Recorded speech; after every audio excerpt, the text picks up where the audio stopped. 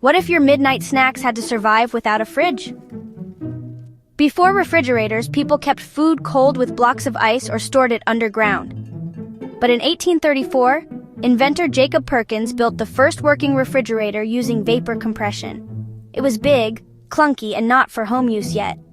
Fast forward, by the early 1900s, fridges got smaller, safer, and made their way into kitchens everywhere. Suddenly, we could keep milk fresh, store veggies for days, and yes, enjoy ice cream anytime. The fridge didn't just change kitchens, it changed how we eat, shop, and live. So next time you grab a cold drink, thank the inventors who kept things cool. If you learned something new, hit like, share this with your foodie friends, and don't forget to subscribe for more quick history bites.